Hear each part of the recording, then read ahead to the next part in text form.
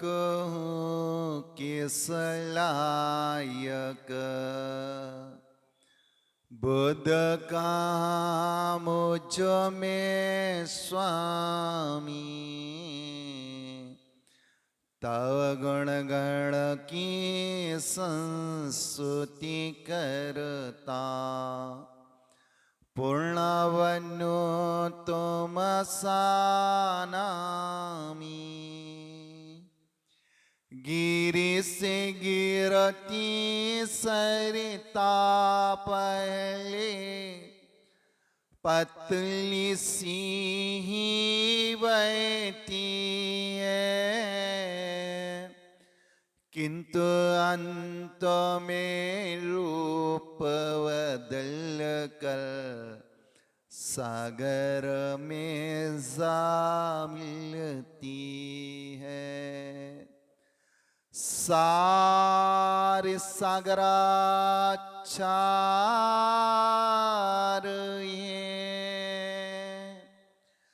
मम गुरु मधुर अपार, नमो विद्यासागर गहूँ, भव सागर कर पार। जय उलो देवादिदेव कज्जराट मूल नायक श्री पाशनाथ भगवान की। संत श्रोमणी गुरुवर आचार्य श्री जी विद्यासागर जी मुनि महाराज की। उत्तम आर्जव धर्म की जय। ढाई दीप स्थित 3 कम 9 करोड़ मुनिराजों की जय। बोलिए परम पूज्य वात्सल मूर्ति विशद सागर जी महाराज की, क्षुल्लक वैराग्य सागर जी महाराज की। ऋजुता का भाव ही उत्तम आर्जव धर्म है। आर्जव यानी सरलता, सीधापन, निष्कपटता, यानी योगों की वक्रता के अभाव का नाम उत्तम आर्जव धर्म है। आज आपने पर्वराज 10 लक्षण के उत्तम आर्जव धर्म के दिन पूजा से शिक्षा ली। मन में हो सो बचन उचरिए, बचन हो सो तन सो करिए। जिस व्यक्ति ने पर्वराज 10 लक्षण की वो पूजा लिखी है, उसने भी यही बात का इशारा संकेत किया है। योगों की वक्रता के अभाव का नाम उत्तम आर्जव धर्म है। जो विचार हृदय में स्थित हैं वही शब्दों में रहता है और शरीर से तदनुसार वही कार्य किया जाता है। इस सरल प्रवृत्ति का नाम उत्तम आर्जव धर्म है। जैसे आप सबने सर्फ को देखा होगा। सर्फ बिल के बाहर लहरा के चलता है, टेढ़ा मेढ़ा यूं यूं चलता रहता है। लेकिन सर्फ जब अपने बिल में प्रवेश करता है तब उसे सीधा सरल होना पड़ता है। यह सरल होना पड़ेगा। इसी तरह संसारी आत्मा का जीवन संसार में भले ही कितना टेढ़ा मेढ़ा क्यों ना रहे, जब उसे आत्मघर में प्रवेश करना पड़ेगा, जब वह आत्मघर में प्रवेश करेगा तो उसे एकदम बिल्कुल सीधा होना पड़ेगा। इसी सरल परिणति का नाम उत्तम आर्जव धर्म है। संसारी प्राणी का जीवन संघर्षमय कब बनता है? जब वह अपने आप के लिए माया जाल के चक्रव्यूह में फंसा लेता है तो संसारी आत्मा का संसार की भटकन बढ़ती चली जाती है। जैसे मकड़ी अपनी लार के द्वारा तंतुओं का ताना वाना बनाकर एक जाल बनाती है। किसके लिए? पर को फंसाने के लिए। लेकिन वही मकड़ी स्वयं एक दिन उस जाल में फंसकर अपने जीवन को खो देती है। संसारी प्राणी मायाचारी का कार्य, मायाचारी के द्वारा दूसरों को ठगने के लिए, छलने के लिए मायाचार की अपनाता है, और उस माया जाल में फंसकर स्वयं वह व्यक्ति फंस जाता है और अपने जीवन को बर्बाद कर देता। मायाचारी करने वाले व्यक्ति के जीवन में सुख त्रिकाल में ही प्राप्त नहीं हो सकता। सुख प्राप्त जब होगा जब माया कसाय को छोड़कर वो व्यक्ति ऊपर उठ जाएगा। दृष्टांत हम सबके सामने उस श्री कृष्ण और उसके मित्र सुदामा का है कि सुदामा का जीवन संघर्षमय कब बन गया था। जब सुदामा ने अपने सगे मित्र के साथ ही छल किया, मायाचारी का परिणाम किया, तो वो सुदामा का जीवन नारायण का सखा, नारायण का मित्र होने के बाद भी, जिसके पास अपने उदर की पूर्ति करने के लिए और परिवार का भरण पोषण करने के लिए इतना ही अर्थ का संग्रह कर पाता था कि 1 जून का भोजन कर सके। जब सुदामा और श्री कृष्ण दोनों जंगल में गाय चराने के लिए गए और अचानक उस जंगल में बिन मौसम बरसात होने लगी। वातावरण ठंडा हुआ, भूख यानी क्षुधा की उद्दीपना हुई। सो श्री कृष्ण और उसका मित्र सुदामा दोनों बरसात से बचने के लिए एक वृक्ष पर चढ़ गए। श्री कृष्ण नीचे डाल पर बैठा था और सुदामा ऊपर बैठा हुआ था। दोनों मित्र उस बरसात से अपने शरीर की रक्षा के लिए वृक्ष पर बैठ गए। अचानक श्री कृष्ण को भूख लगी, सो उसने अपने मित्र से कहा, मित्र सुदामा, क्या खाने के लिए कोई पदार्थ तुम्हारे पास है? आज मुझे भूख लग रही है और मेरी थैली खाली है। सुदामा ने कहा, भैया इस जंगल में कहा मेरे पास खाने के लिए सामान है, मेरे पास कुछ भी खाद्य वस्तु उपलब्ध नहीं है। थोड़ी देर बाद श्री कृष्ण को कुछ कटकट की ध्वनि सुनाई दी। सो उन्होंने अपने मित्र सुदामा को टोक दिया, सुदामा अब भी तू कह रहा था कि मेरे पास खाने की कोई वस्तु नहीं है और तेरे दांतों से एक कटकट की आवाज कहां से आ रही है? तो सुदामा की पोटली में जो चना रखे हुए थे, सो सुदामा एक एक चना के दाने को निकालता जा रहा था और चबाता जा रहा था और अपनी क्षुधा का उपशम करता चला जा रहा था। हुआ यूं, श्री कृष्ण ने जैसे कहा एक कटकट की आवाज कहां से आ रही, तो सुदामा ने कहा अचानक बिन मौसम जो बरसात हो गई और ठंडी ठंडी वियर चल रही है, सो ठंड के कारण मेरे शरीर में कंपन उत्पन्न हो रही है। सो ठंड के कारण परस्पर दांतों में जो घर्षण हो रहा है, सो तुम्हें कटकट की आवाज सुनाई दे रही है। सुदामा ने अपने मित्र को छल लिया, ठग लिया, जबकि सुदामा चना खा रहा था और मित्र से कह दिया बरसात के कारण मुझे जो ठंड लग रही है, इसके कारण जो परस्पर में दांत कटकटा रहे हैं, सो तुम्हें लग रहा है इस जंगल में मेरे पास खाने के लिए कोई वस्तु। सुदामा ने किसको छल लिया? कृष्ण को नहीं छला, सा को छल लिया। इस कर्म का वैसा विपाक पड़ा कि पूरे जीवन पर्यंत सुदामा के पास खाने के लिए मात्र इतना ही खाद्य वस्तु उपलब्ध होती थी। स्वयं का पेट भरता था और परिवार का पेट भर जाता था।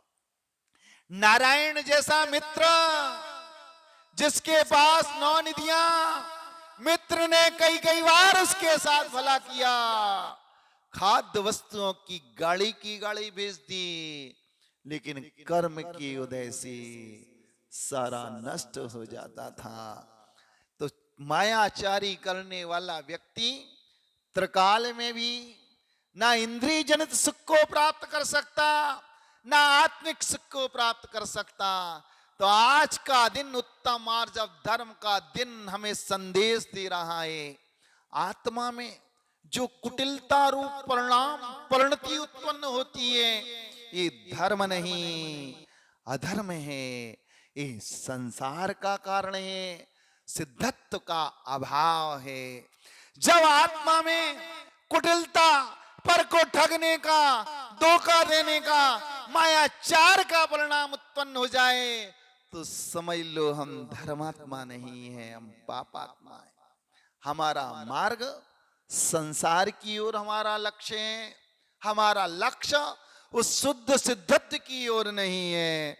आज के दिन विशेष बात यह समझनी है कि क्षमा और मार्दव का व्यवहार भी छल कपट के साथ किया जा सकता है, क्योंकि किसी को ठगने के लिए क्या बहुत मधुर वार्तालाप करना पड़ता है, और छल कपट पूर्वक अपनाई गई क्षमा और विनम्रता क्या है? धर्म नहीं है, अधर्म है। धर्म का संबंध तो साफ सुथरे भावों से है। जब तक हमारे परिणाम, हमारे विचार, हमारे भाव, मन वचन काय की क्रिया साफ सुथरी नहीं होगी, तब तक आत्मा में धर्म का पदार्पण नहीं होगा। युद्ध की पराकाष्ठा पार कर गई। वो दिन आ गया जिस दिन द्रोणाचार्य का सर पूरे जग में, पूरे हस्तिनापुर की समर भूमि में विख्यात हो गया। द्रोणाचार्य का शौर्य, द्रोणाचार्य की वीरता आज समर भूमि में छाई हुई थी। इस दृश्य को देखकर श्री कृष्ण को लगा द्रोणाचार्य की जीवित रहते रहते पांडवों की विजय संभव नहीं है। श्री कृष्ण ने अपने रथ को धर्मराज युधिष्ठिर के निकट ले जाके कहा, भैया, हे ज्येष्ठ भ्राता धर्मराज युधिष्ठिर, आप धर्मात्मा हैं, सत्यवादिता आपकी जगत में प्रसिद्ध है। आज आपको हल्का सा सूक्ष्म छल का प्रयोग करना है, असत्य वाक व्यापार करना है। मात्र मैं इसलिए कह रहा हूं, आप सत्यवादिता के लिए धर्मात्मा के नाम से आपकी प्रसिद्धि है। आज आपको पूरी निष्ठा के साथ इस समर भूमि में, युद्ध के मेगा मैदान में एक घोषणा करना है, अश्वत्थामा हतो नरो वा कुंजरो वा। इसमें से प्रथम वाक्य अश्वत्थामा हतो को उच्च स्वर में, नरो वा कुंजरो वा को मंद स्वर में घोषित करना है। ध्यान रखना, अश्वत्थामा हतो बहुत उच्च स्वर में पूरी शक्ति के साथ बोलना है। नरोवा कुंजरोवा को मंद स्वर में उच्चारित करना है। भैया, आपकी निष्ठा पर कोई आंच नहीं आएगी, मैं आपको वचन देता हूं, आपकी प्रतिष्ठा धूमिल नहीं होगी। कृष्ण की बात सुनकर धर्मराज युधिष्ठिर को लगा, मुझे अपने जीवन में मायाचार का प्रयोग करना पड़ेगा, कपटाचार का व्यवहार करना पड़ेगा, मुझे बाकशली बनना पड़ेगा।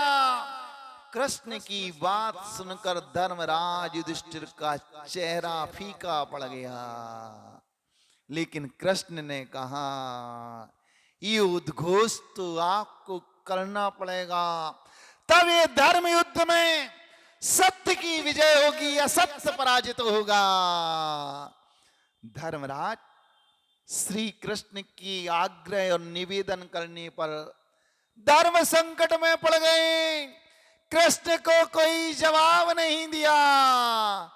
थोड़ी देर बाद क्या हुआ, द्रोणाचार्य का पराक्रम देखकर धर्मराज युधिष्ठिर की आत्मा रो पड़ी। पांडव सेना की लाशों की लाश बिछती चली जा रही है। लाखों की तादाद में पांडव सेना के सेनार्थियों की लाशें बिछ गईं। इस दृश्य को देखकर धर्मराज युधिष्ठिर की आत्मा रो पड़ी, और जैसे ही धर्मराज युधिष्ठिर की आत्मा रोई, सो धर्मराज युधिष्ठिर ने पूरे उद्घोष के साथ उस समर भूमि में घोषणा कर दी, अश्वत्थामा हतो। जब ये धर्मराज युधिष्ठिर के स्वर द्रोणाचार्य के कानों में टकराए, ये धर्मराज युधिष्ठिर की ध्वनि है, अश्वत्थामा हतो। मेरा प्राण प्रिय पुत्र इस समर भूमि में युद्ध में वीरता के साथ युद्ध करते करते वीर गति को प्राप्त हो गया। धर्मराज युधिष्ठिर धर्मात्मा है, मिथ्या बात व्यापार नहीं कर सकता। ऐसा सोचकर उस द्रोणाचार्य का सारा शरीर शिथिल पड़ गया, हाथ से धनुष छूट गया, वो तोड़नी में फंसा, वो धनुष बाण गिर गए। अश्वत्थामा हतो। धर्मराज के मुख से घोषणा हुई, मेरा प्राण प्रिय पुत्र, हमारे हृदय का कलेजा आज इस समर भूमि में वीरता के साथ अपने शौर्य का प्रदर्शन करते करते वीर गति को प्राप्त हो गया।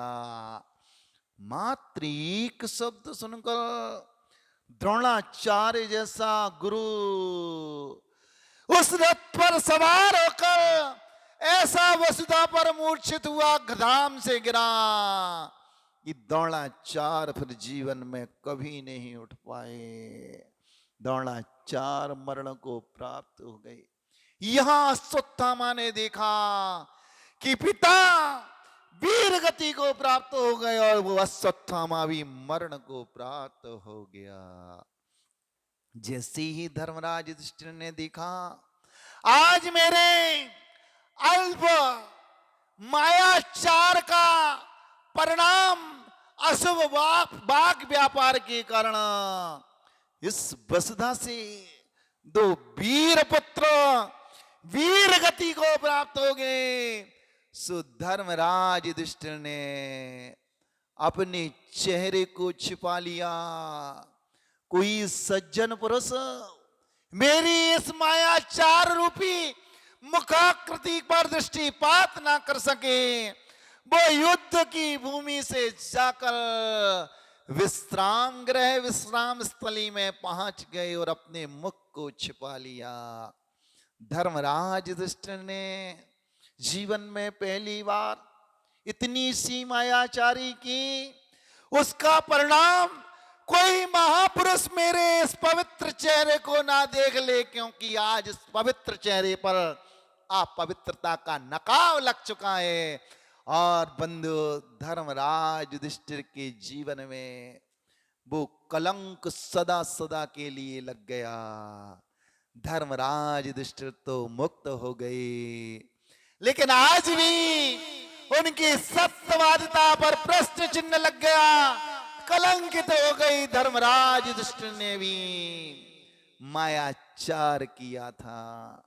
बंधु दूसरों को ठगने के लिए माना मास्टर प्लानिंग करता है, वचन मुख से भी कपटाचार कपटमय शब्दों को प्रस्तुत करता और कायिक चेष्टा भी कपटमय व्यतीत करता है। लेकिन इसका परिणाम क्या निकलता? भले ही धर्मराज शुद्धात्मा सिद्धात्मा बन गए, लेकिन आज उनके पूरे सत्यवाद जीवन पर एक प्रश्न चिन्ह की कालिमा आज भी जीवंत है कि धर्मराज युधिष्ठिर ने द्रोणाचार्य को छला और उनके सामने जो उद्घोष किया, असत्तामा हतो नरोवा कुंजरोवा। आज उनकी प्रतिष्ठा पर वो कालिमा किट्टिमा लग गई। इसलिए बंधु, आज जबकि समान संसार में कुछ भी प्रशंसनीय नहीं है और मायाचार के समान कोई भी निंदनीय वस्तु नहीं है। यह माया कसाई ही संसार परिभ्रमण का कारण है। इसीलिए तो हमारे आचार्य भगवंत कहते हैं, आज जब सुख का कोष है माया दुख की खान, जो जन पर को ठगते हैं निज की करते हान। भले ही धर्मराज युधिष्ठिर मुक्त हो गए, लेकिन उनके जीवन में एक असत्यवादिता मायाचार के कलंक का धब्बा भी आज हमारे इतिहास के पृष्ठों पर अंकित है। व्यक्ति सोचता है मैंने पर को ठग लिया, लेकिन एक कर्म कहता है तूने पर को नहीं ठगा, वो ठगाया गया अपने पूर्वकृत कर्म के उदय से। आज तूने उस व्यक्ति को ठगा, वो उसके कर्म का उदय था, लेकिन तेरी आत्मा में पर को धोखा देने का जो भाव उत्पन्न हुआ है, ये छाले तेरी आत्मा में जब पड़ेंगे तब भाड़े के मजदूर भी रोने के लिए नहीं मिलेंगे।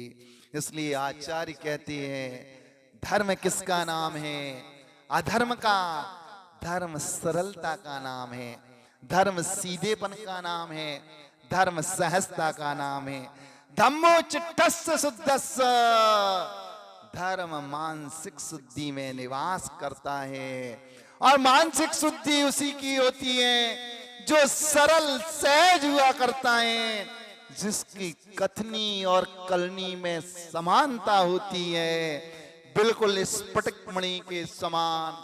वही व्यक्ति धर्मात्मा होता। विचार कर लो, हमारी कथनी कैसी है, करनी कैसी है, और अपने आप को प्रस्तुत हम धर्मात्मा कर रहे हैं कि मैं धर्मात्मा हूं, मैं धर्म की आराधना करने आया हूं, और हमारी और आपकी कथनी में भिन्नता है। एक कथनी और करनी में अंतर धर्म नहीं है, अधर्म है। आचार्य कुंद कुंद महाराज, आचार्य समंतबद्ध महाराज, आचार्य वीरसेन महाराज कह रहे धम्मो चिट्टई शुद्धस्य, धर्म मानसिक शुद्धि में निवास करता है। क्या हमारा मन शुद्ध है? मन किसी के साथ छल कपट का व्यवहार करता कि नहीं? अरे शरीर के ही साथ ही आत्मा छल करती। कुरूप शरीर प्राप्त हुआ, नेमिनाथ भगवान जैसा कलर मिला, लेकिन क्या लगा रहे हो? सुंदर बनने के लिए पाउडर लगा रहे। ये छल किसके साथ कर रहे हैं? आत्मा के साथ कर रहे। ये चित्त की शुद्ध अवस्था का नहीं नाम नहीं है।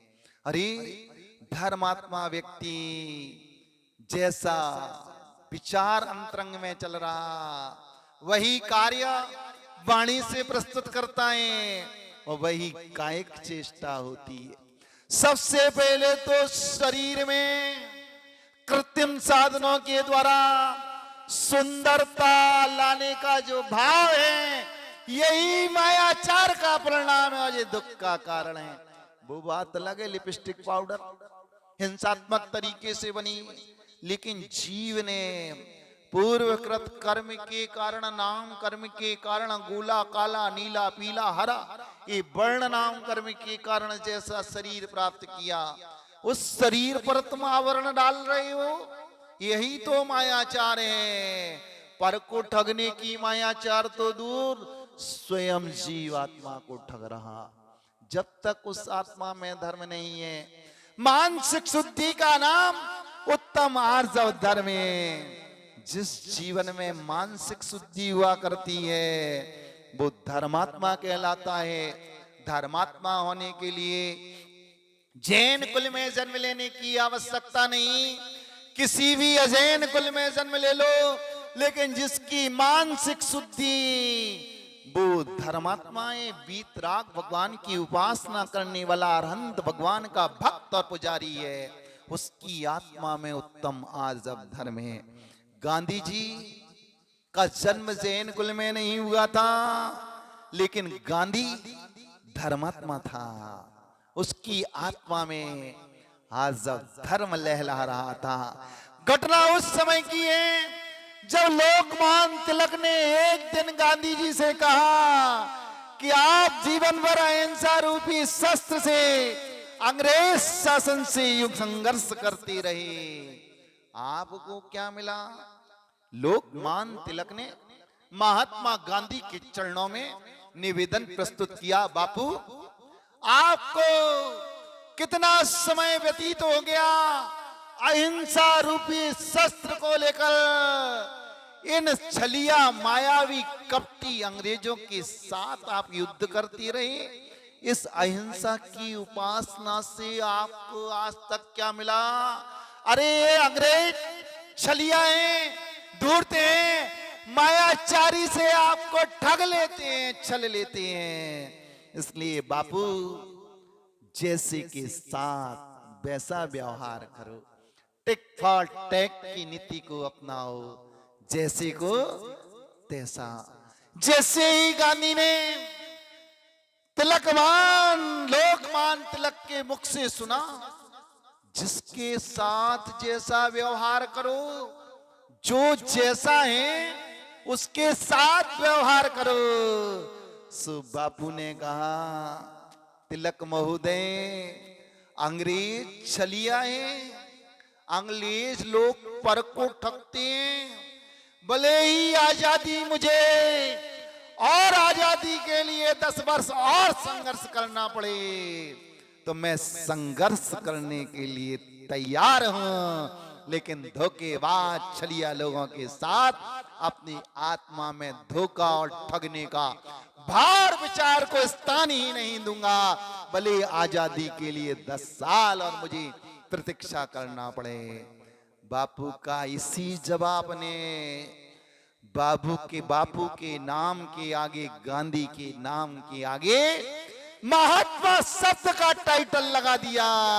अब वो गांधी कौन से हो गए? मोहन करमचंद मोहन गांधी नहीं, महात्मा गांधी के नाम से विख्यात हो गए।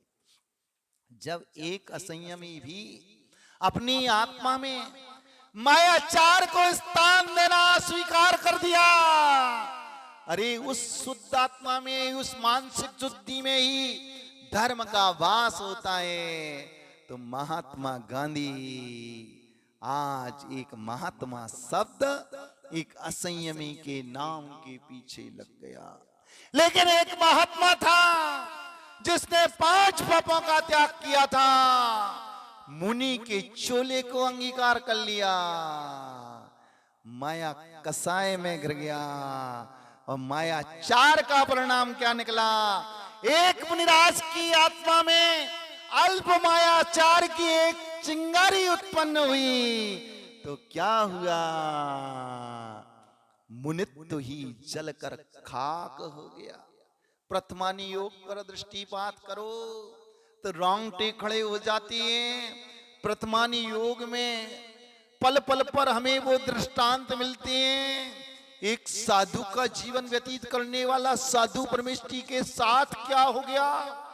मात्र वचनों से मायाचारी नहीं की, शारीरिक चेष्टा के साथ मायाचारी नहीं की, मात्र मानसिक कुचेष्टा का परिणाम उस सत्य रहस्य को प्रकट नहीं किया।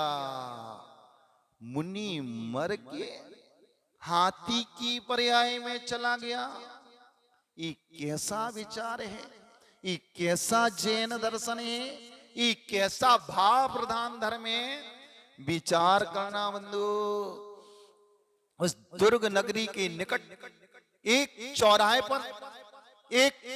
पर जहां एक जंगल से एक नगर की ओर मार्ग फूटता था, जहां चौपट था, उस चौपट पर गुण निधि नामक मुनिराज ने वर्षावास की स्थापना की। वो साधु परमेष्ठी भावलिंगी संत थे, मासो व्यासी मुनिराज थे, मासो बास मुनि वाले नहीं थे। मात्र 120 दिन का जिन्होंने संकल्प लिया था, अन्न जल के त्याग का संकल्प के साथ उपवास किया था। उप मतलब आत्मा और वास मतलब उसके निकट पहुंचने के लिए 120 दिन तक के लिए चारों प्रकार का आहार जल का त्याग करके आषाढ़ सुदी चतुर्दशी से लेकर कार्तिक कृष्ण अमावस्या तक एक स्थान पर मैं आत्मा की उपासना करूंगा। ऐसा घोर तपस्वी साधु, ऐसी उत्कृष्ट कर्मों की निर्जरा करने वाला उत्कृष्ट श्रमण, उसने ऐसा संकल्प लिया और एक स्थान पर उस ठोट के समान खड़ा हो गया, जिसके शरीर में श्वास आने जाने की जो प्रक्रिया थी, ऐसा बोध नहीं होता था। इसकी देह में श्वास के आने जाने का परिस्पंदन हो रहा।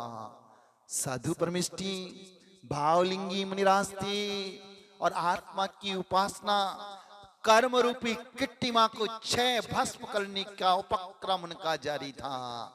उस साधु की विशुद्धि, परिणामों की निर्मलता, कसायों की मंदता का परिणाम देखो। उन मुनिराज को चारण रिद्धि की प्राप्ति हो गई। तपस्या विशेष से साधुओं को रिद्धि की प्राप्ति हो जाती है और चारण रिद्धि वो कहलाती है।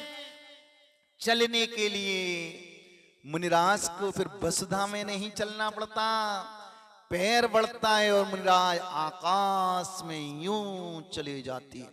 वो भावलिंगी संत मृदु गुण निधि नामक मुनिराज को तपस्या विशेष से चारण रिद्धि की प्राप्ति हो गई। चारण रिद्धि की प्राप्ति हुई। कार्तिक कृष्ण अमावस्या की चतुर्दशी की रात्रि में जैसे ही रिद्धि प्राप्त हुई, देवलोग इस धरा पर उतर आए और वो भावलिंगी मुनिराज की चारित्र की विशुद्धि की महिमा का वखान सारे देवताओं ने मिलकर वाद्य घोषों के साथ मुनिराज की स्तुति, आराधना, पूजन और कीर्तन, उनके गुणों का मंडन किया। जैसे ही देवता लोग मुनिराज की भक्ति में तल्लीन थे, उस गंधर्व पैर में उस दुर्ग बस्ती के वासियों के कान उन वाद्यंत्रों की ध्वनि से बधिर हो रहे थे, फूटने की कगार पर थे। बच्चे लोग मूर्छित होकर पालने से जमीन पर गिर रहे थे। पूरे नगर में हाहाकार मच गया, एक भय का वातावरण छा गया।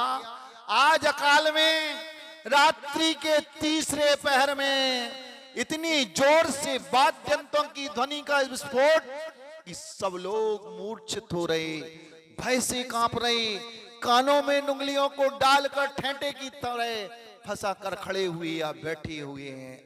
उस समय एक वयोवृद्ध व्यक्ति ने कहा, भयभीत मत हो, डरने की कोई आवश्यकता नहीं है। रात्रि का गंधर्व पहर चल रहा है। तीसरे पहर का नाम गंधर्व पहर है और चौथे पहर का नाम मनोहर पहर है। पहले पहर का नाम रौद्र पहर है और दूसरे पहर का नाम राक्षस पहर। रात्रि का तीसरा पहर गंधर्व पहर चल रहा है। अपने नगर के निकट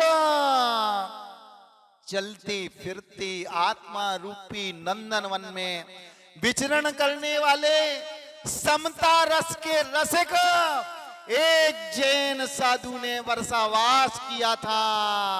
सो उस साधु की तपस्या के प्रभाव से ऊर्ध्वलोक की वासी आज इस मध्य लोक में आकर इस गंधर्व पहर में उस साधु की तपस्या की प्रशंसा, उसके तप की अनुमोदना करके साथ से पुण्य का आश्रव कर रहे और भक्ति के राग में लगे हुई है। जैसे ही उस धर्मात्मा वैद्य के मुख से सुना, लोगों की भीति, लोगों का डर शांत हो गया। सारे लोग अंतिम पहर की प्रतीक्षा करने लगे और मनोहर पहर पूर्ण नहीं हो पाया। नगरवासी दैविक क्रियाएं शारीरिक शुद्धि से निवृत्त होकर भक्ति के राग में रंगकर मुनिराज के निकट आकर उन मुनिराज के गुणों का बखान करने लगे। धन्य है महात्मा, आप जैसा संत का दर्शन करके तो हमारे चर्म चक्षु पवित्र हो गए। आपके श्री चरणों में दोनों कर जोड़कर मेरे हाथ पवित्र हो गए। आपकी स्तुति करके मेरी ये जिह्वा पवित्र हो गई और पर व्यक्तियों के द्वारा आपका गुणानुवाद करके ये मेरे कर्ण पवित्र हो गए। साधु परमेष्टि का गुणानुवाद कर रहे, लेकिन कर्म का योग देखिए बंदियो। इतनी घोर तपस्या के प्रभाव से जिस गुण निधि नामक मुनिराज को चारण रिद्धि की प्राप्ति हुई थी, चतुर्दशी की रात्रि में वो रिद्धि प्राप्त हुई। लेकिन चारण रिद्धि प्राप्त होने के बाद वो मुनिराज एक स्थान पर टिक नहीं सकते। चाहे चातुर्मास हो, चाहे आग बरसे, चाहे बाढ़ आए, चाहे ठंड हो, 2 कबूती यानी 3 कोस तक प्रतिदिन उनका व्यवहार अनिवार्य। वर्षा योग का भी संकल्प पूर्ण हो गया। उस ब्रह्म मुहूर्त में वो साधु परमेष्टि ने अपने योग का निष्ठापन किया और जैसे ही चलने के लिए पैर बढ़ाया, चारण रिद्धि के प्रभाव से मुनिराज गुणनिधि तो चले गए। दुर्ग नगरी के निकट एक जो दूसरा ग्राम था, वहां मृदुमती नामक मुनिराज, वो भी भावलिंगी संत का वर्षावास चल रहा था। कार्तिक कृष्ण अमावस्या के दिन उस नगर को छोड़कर वो मृदुमती नामक मुनिराज दुर्ग नगर की ओर विहार कर रहे थे। मार्ग में उस चौपट, उस स्थान पर एक पुण्यात्मा व्यक्ति के पुण्यमय प्रमाणियों का परिणाम देखिए। वो खिंच गए और उस स्थल पर जाकर खड़े हो गए। उन्हें लगा कुछ मालाएं शेष बची हैं, यहाँ खड़े होकर मैं अपनी मालाओं की पूर्ति कर लेता हूं। उस स्थल पर खड़े हो गए। वो वृद्ध सारे लोगों को लेकर आया, उन मुनिराज की गुणानुवाद कर रहा है। मृदुमती मुनिराज समझ रहे हैं, यहां इस वृक्ष की कोठर में आज किसी एक ऐसे साधु परमेष्टि का वर्षावास हुआ था, जिसने 4 महीने तक निराहार रहकर ठूठ के समान खड़े होकर आत्मा की उपासना की थी, कर्म रूपी किट्टिमाओं का प्रक्षालन किया था, उन कर्मों का नाश किया था, साथ से पुण्य का आश्रय किया था। मैं वो साधु नहीं, मैं तो ब्रह्म मुहूर्त में उस नगर को छोड़कर यहाँ आया। इस क्षेत्र का प्रभाव मेरी जो 2-4 माला देवसिक शेष थी, इस स्थल पर खड़े होकर करने का कारण ये लोग मुझे वो मुनिराज समझ रहे हैं। जिस साधु परमेष्टि ने 4 महीने तक एक स्थान पर रहकर निराहार रहकर उपवास की साधना के साथ आत्मा की उपासना की, मृदुमती नामक मुनिराज इस सत्य को स्वीकार कर रहे थे। भावलिंगी संत थे, लेकिन एक क्षण पहले मन में विचार आया, इस भोली वाली जनता को मैं बता दूं, मैं वो साधु नहीं हूं जिन गुणों के साथ जिस साधु का गुणानुवाद कर रही। यहाँ तो कोई दूसरा उग्र तपस्वी साधक ने साधना की, मैं अभी अभी उस दूसरे नगर से आकर यहाँ इस शिला पर, इस वृक्ष की कोठर में आत्मा की उपासना करने के लिए संलग्न हुआ हूँ। मृदुमती नामक मुनिराज के मन में सच्चा सीधा सरल धर्म जीवित था। सो धर्म के प्रभाव से ऐसा विचार उत्पन्न चल रहा था, लेकिन उस मोहिनी के मोहक परमाणुओं ने मृदुमती नामक मुनिराज की आत्मा को कैप्चर कर लिया और वो मोहिनी के मोहक परमाणुओं ने मृदुमती नामक मुनिराज की आत्मा को मोहित कर लिया और अपने शिकंजे में जकड़ लिया। और मृदुमती नामक मुनिराज के मन में अगले ही क्षण ये विचार आया, काश सत्य रहस्य को इन बोली वाली जनता के सामने उद्घाटित कर दूंगा तो इनके मन में मेरे प्रति उपेक्षा का भाव, अनादर का भाव, अविनय का भाव, अविनय का विचार उत्पन्न हो जाएगा। ऐसा सोच कर भी मृदुमती नामक मुनिराज, उनके पास जो गुण नहीं थे उन गुणों से अपनी स्तुति आराधना करवाते रहे। लोगों के सामने वो सत्य रहस्य उजागर उद्घाटित नहीं किया। उसी समय आयु कर्म का आकर्षण काल पड़ा। मृदुमती नामक मुनिराज मरकर त्रिलोक मंडल खाती की पर्याय में चली गई। ये अल्प मायाचार का, माया कसाय के अल्प अंश का परिणाम कि मुनि भी मरकर भालिंगी, संत भी मरकर हाथी की पर्याय में चला गया, त्रियंच गति का पात्र बन गया। यही बात तो आचार्य उमा स्वामी महाराज ने ग्रंथराज तत्वा सूत्र में लिखा है। माया तैरज्ञो नस्य, मायाचार का परिणाम त्रियंचायु के आश्रव का कारण है।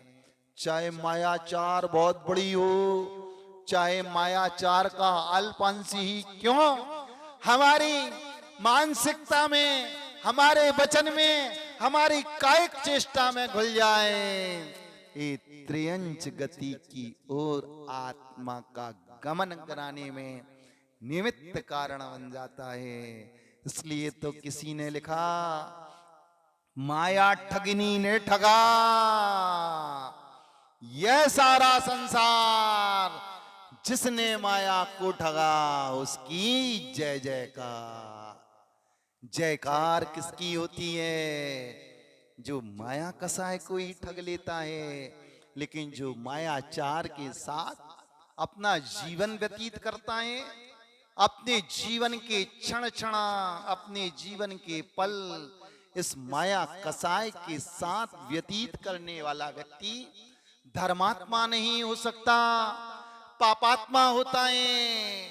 पापात्मा इसलिए होता है कि मन में कुछ है, वचन में कुछ है और कायिक चेष्टा के द्वारा कुछ क्रिया कर रहा है। स्वभाव से विपरीत अवस्थाएं ये माया कसाय संसार का कारण है, दुखों के बीच है। एक अल्पांश की मायाचार के परिणाम ने मृदुमती नामक भावलिंगी मुनिराज को मुनि से त्रियंच गति की ओर उसकी आत्मा का गमन करा दिया। मृदुमती मुनिराज ने वचनों से किसी को नहीं ठगा था, इशारे से नहीं ठगा था, मात्र जो गुण उनमें नहीं थे, जिन गुणों के साथ उनकी उपासना की जा रही थी, उन गुणों को छिपा लिया, सत्य रहस्य उद्घाटित नहीं किया। अरे भैया मैं वो नहीं हूं जो 4 महीने तक उपवास किया। मानसिक मायाचार का परिणाम देखो बंधु, मुनि भी मरकर हाथी बन गया। धरनी लटक रही है सूंड़ा उसकी, किसकी? जो आत्मा पहले साधु परमिष्टि की पर्याय में थी, आज त्रिहंच की पर्याय में है। ये है उत्तम आजब धर्म। मन में हो सो वचन सो कहियो, वचन हो सो तन सो करियो। जो नहीं है मन में विचार आ रहा हो कि इनके गाल में एक थप्पड़ जल दे। अरे खोटा विचार यदि मन में आता है तो उसे वचनों से प्रस्तुत नहीं करना। यदि वचन से प्रस्तुत हो गया तो उसे काया के द्वारा प्रस्तुत नहीं करना। ये है पूजा लिखने वाले का भाव। नहीं तो पूजा में लिखी थी, मन में हो सो वचन उचरिए, वचन हो सो तन सो करिए। बस विचार आया कि जिससे मेरी शत्रुता का भाव है उसके गाल में आज एक तमाचा कर दूं। अरे पूजा लिखने वाले ने लिखा, खोटे असो विचार यदि मन में उत्पन्न हो जाते हैं तो उन्हें वचनों में स्थान नहीं देना। यदि मन और वचन से स्थान आ गया वचनों में तो काय को स्थान नहीं देना। ये है मन में हो सो वचन उचरिए, वचन हो सो तन सो। यानी उस माया कसाय को छोड़ दो, वरना धर्मात्मा नहीं हो। धर्म उस आत्मा में आता है। कौन सी आत्मा में? धर्मात्मा वो है जो माया कसाय से रहे थे। अभी क्या बताया था, धर्म कहाँ वास करता है? धम्मो चिट्ठई शुद्धस्सा, शुद्ध चित्त में धर्म का वास होता है। मृदुमती मिराज भावलिंगी संत थे, द्रव्यलिंगी संत नहीं थे। चित्त की अशुद्धता हुई, मोहनी के मोहक परमाणुओं ने उनकी आत्मा को कैप्चर कर लिया। मोहित हो गए इस माया कसाय से, उनका धर्म छूट गया। अधर्म का परिणाम, इस मायाचार का परिणाम, त्रियंच गति का पात्र बन गए। अब थर्मामीटर लगा लो मृदुमती मुनिराज पर नहीं। कहाँ लगाओ थर्मामीटर? अपनी कांख में मत लगाओ। कहाँ लगाओ? अपनी आत्मा पर थर्मामीटर लगाओ। मैं 24 घंटे में पाप के क्षेत्र में, संसार के क्षेत्र में, धर्म के क्षेत्र में कितनी मायाचारी करता हूं, कितनी माया कसाय उत्पन्न होती है। तो समझ लेना अभी धर्म का प्रवेश मेरी आत्मा में हुआ अथवा नहीं हुआ। धर्म तो उस आत्मा में पदार्पण करता है जिसकी परिणति, जिसका परिणाम, जिसका विचार निर्मल हो। योगों की वक्रता के अभाव का नाम उत्तम आजब धर्म। योग 3 हैं, मनोयोग, वचन योग और काय योग। यानी मन से भी खोटी चेष्टा नहीं करना, वचनों से भी खोटा वाग व्यापार नहीं करना, मन में भी अशुभ विचार को स्थान नहीं देना। ये सीधापन कहलाता है, यही सरलता कहलाती है, यही निष्कपटता कहलाती है, यही पारदर्शिता कहलाती है। ऐसी सरलता, ऐसी सीधापन, ऐसा निष्कपट, ऐसी पारदर्शिता जिस आत्मा में होती है वो आर्जव धर्म का स्वामी होता है। ऐसी निष्कपटता, सहजता, सरलता हम सबके जीवन में भी प्राप्त हो। इन्हीं शुभ भावनाओं के साथ आचार्य गुरुवर श्री विद्यासागर जी मुनि महाराज जी जा वाणी के ज्ञान ते सुझे लोकालो, सो वाणी मस्तक धरो सदा दे तो ढोक। हे जिन वाणी भारती तो जपो दिन रेन, जो तेरी शरणा गए सो पावे सुख चैन। तो गुरु सेवा निर्गंथ, दया धर्म पालो सदा, यही मोक्ष का पन।